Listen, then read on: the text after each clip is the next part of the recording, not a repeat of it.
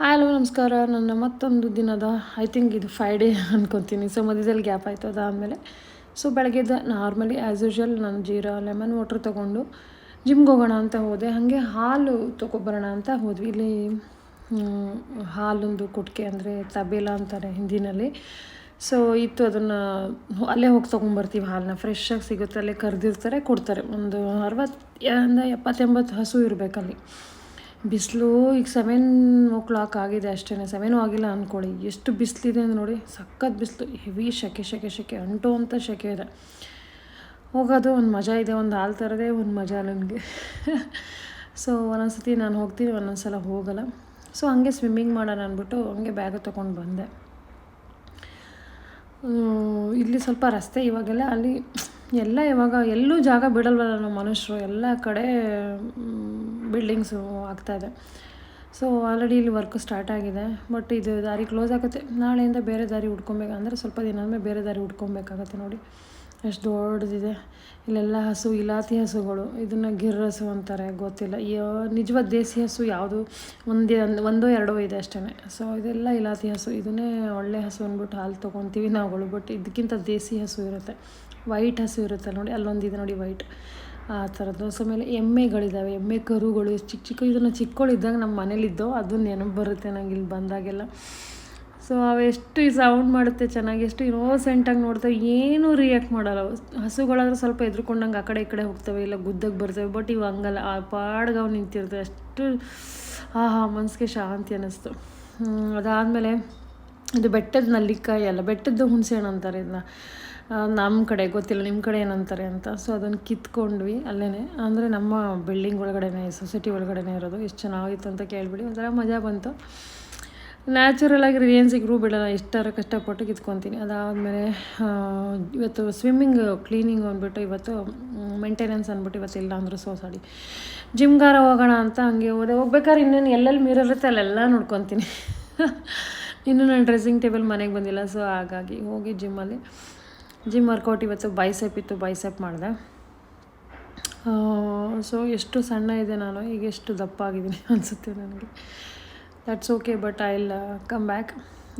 ಬೈಸೆಪ್ಪಲ್ಲಿ workout ಇತ್ತು, ಇವತ್ತು ಬೈಸೆಪ್ಪಲ್ಲೆಲ್ಲ ಮಾಡಿದೆ. ಸೊ ಇವತ್ತು ನಮ್ಮ ಮನೆಯವರು ನನ್ನ ಜೊತೆ ಬಂದಿದ್ದರು, ಹಾಗಾಗಿ ಸ್ವಲ್ಪ ನಿಧಾನ ಆಗುತ್ತೆ. ಸೊ ನಾನು ಒಬ್ಬಳೇ ಏನು ಮಾಡ್ತೀನಿ, ಪಟ್ ಅಂತ ಚಕ ಅಂತ ಎಲ್ಲ ಮುಗಿಸ್ಕೊಂಡ್ಬಿಡ್ತೀನಿ. ಸೊ ನಾನು ಟೈಮ್ ಪಾಸ್ ಮಾಡೋಕ್ಕೆ ಹೋಗಲ್ಲ. ಒಂದೊಂದು 30 ಸೆಕೆಂಡ್ಸು, 1 ನಿಮಿಷ ಅಷ್ಟು ಗ್ಯಾಪ್ ತೊಗೊತೀನಿ. ಎಲ್ಲರೂ ಬೇಗ ಮುಗಿಸ್ಕೊಂಡು ಅದ್ರ ಜೊತೆ ಯೋಗನೂ ಮಾಡಿಕೊಂಡೆ.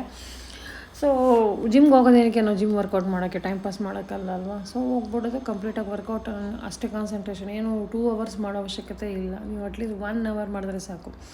ಅದಾದಮೇಲೆ ಮನೆಗೆ ಬಂದು ಅಲ್ಲೇ ಗಿಣ್ಣು ಹಾಲು ಸಿಕ್ಕಿತ್ತು. ಸೊ ಗಿಣ್ಣು ಮಾಡಿಟ್ಟಿದೆ. ಸೊ ಅಂದ್ಕೊಂಡೆ ಓಡಿಸಿಲ್ಲ ಅಂತ, ಬಟ್ ಗಿಣ್ಣು ಹಾಲು ಇತ್ತಲ್ಲ, ಹಾಗಾಗಿ ಒಚ್ಚಲ್ಗೆ ಅಂತ ಮಾಡ್ತಾರೆ, ದೋಸೆ ಇನ್ಸ್ಟೆಂಟಾಗಿ ಮಾಡುವಂಥದ್ದು. ಸೊ ಅದಕ್ಕೆ ಚಟ್ನಿ ಮತ್ತು ಇದನ್ನು ಮಾಡಿದೆ. ಕಾಂಬಿನೇಷನ್ ನಿಮಗೆಲ್ಲ ಗೊತ್ತಿರುತ್ತೆ, ಮೈಸೂರು ಸೈಡ್ ಆಗಿದ್ರೆ ಗಿಣ್ಣು ಜೊತೆ ಸಕ್ಕತ್ತಾಗಿರುತ್ತೆ. ಸೊ ಅದನ್ನು ಮಾಡಿ ತಿಂದೆ. 1.5 ದೋಸೆ ತಿಂದೆ ನಾನು. ಒಂದೇ ಅಂದ್ಕೊಂಡೆ, ಬಟ್ ಟೇಸ್ಟ್ 1.5 ತಿಂದೆ. ಅದಾದಮೇಲೆ ಸ್ವಲ್ಪ ಹೊರಗಡೆ ಬಂದು ಔಟ್ಸೈಡೆಲ್ಲ ನೋಡಿದೆ, ಬೆಟ್ಟ ಕಾಣಿಸ್ತದೆ. ಇಲ್ಲಿ ನೋಡಿ, ಪುಣೆಯಲ್ಲಿ ಅಕ್ಕಪಕ್ಕದಲ್ಲೇ ಬೆಟ್ಟಗಳಿದ್ದಾವೆ. ಮನೆಗೆ ಹೊರಗಡೆ ಬಂದು ನಿಂತ್ಕೊಂಡು ಒಂದು ಶಾಂತಿ ಅನಿಸುತ್ತೆ. ಸೊ ಅಲ್ಲಿ ಬೇರೆ ಬಿಲ್ಡಿಂಗ್ ನೋಡಿ, ಎಷ್ಟು ದೊಡ್ಡ ಕ್ರೇನು, ಎಷ್ಟು ವೇಟೆಲ್ಲ ಎತ್ತುತ್ತಲ್ಲ ಯಪ್ಪ. ಒಂದು machine, so much weight is lifting. ಸುತ್ತಮುತ್ತ ಇದು ಖಾಲಿ ಇತ್ತು ಬಿಲ್ಡಿಂಗು. ನಾವು ಬಂದಾಗ ಇದನ್ನು 2 ಫ್ಲೋರ್ ಕೆಳಗಡೆ ಇತ್ತು. 1 ಮಂತಲ್ಲಿ 2 ಫ್ಲೋರ್ ಕಟ್ಟಿದ್ದಾರೆ. ಅದಾದಮೇಲೆ ಒಂದು ಬರ್ಡ್ ಬಂದು ಕ್ಯೂಟಾಗಿ ಕೂಗ್ತಾಯಿತ್ತು, ಸೌಂಡ್ ಮಾಡ್ತಾಯಿತ್ತು. ಸೊ ಅದನ್ನು ಶೂಟ್ ಮಾಡ್ಕೊಂಡು ಅಡುಗೆ ಎಲ್ಲ ಮಾಡೋಣ ಅಂದ್ಬಿಟ್ಟು ಅಡುಗೆ ಮಾಡ್ಕೊಂಡು ಅದ್ರ ಮಧ್ಯದಲ್ಲಿ ಕೆಲಸದವಳು ಬರ್ತಾಳೆ. ಸೊ ಇವತ್ತು ಅಡುಗೆ ಮಾಡಿದೆ, ತೊಂಡೆಕಾಯಿ ಪಲ್ಯ, ದಾಲ್, ರೈಸ್, ಮತ್ತು ಇನ್ನೂ ರೊಟ್ಟಿ ಸ್ಟಾರ್ಟ್ ಮಾಡೋಕ್ಕೆ ಆಗ್ತಾಯಿಲ್ಲ, ಟೈಮೇ ಸರಿಯಾಗಿ ಸೂಟ್ ಆಗ್ತಿಲ್ಲ. ಸ್ಟಾರ್ಟ್ ಮಾಡಬೇಕು, ಬೇಸಿಗೆ ಬೇರೆ ಎಲ್ಲ, ಹಾಗಾಗಿ ಇನ್ನು ಸ್ಟಾರ್ಟ್ ಮಾಡಬೇಕು. ಅದಾದಮೇಲೆ ಕೂತ್ಕೊಂಡು ನೆಮ್ಮದಿಯಾಗಿ ಊಟ ಮಾಡ್ತೆ. ಮಲ್ಲಿಗೆ ಹೂ ಬೇರೆ ಹೊರಗಡೆ ಹೋಗಿದ್ದೆ ಸಂಡೇ, ಆವಾಗ ಸಿಕ್ಕಿತ್ತು 100 ರೂಪೀಸಿಗೆ ಒಂದು 6 ಮೊಳ ತೊಗೊಂಡೆ. ನಂದಿದ್ದ 4 ಅಂತ ನಾನು 6 ತೊಗೊಂಡಿದ್ದೆ. ಅದೊಂದು ದಿನ ಒಂದು ಮಲ್ಲಿಗೆ ಹೂ ಅಂದರೆ ಪ್ರಾಣ ಅಂದರೆ ಪ್ರಾಣ. ಜೂಟಿರಲಿ ಇಲ್ಲದೆ ಇರಲಿ ಸಿಗಿಸ್ಕೊಳ್ಬೇಕು. ಸೊ ಇನ್ನೇನು ಮಾಡಲಿ ಅಂದ್ಬಿಟ್ಟು ಹಾಕ್ಕೊಂಡೆ. ಸಖತ್ ಗಮನ, ಇದು ನಾಟಿ ಮಲ್ಲಿಗೆ ಬೇರೆ ಇತ್ತು.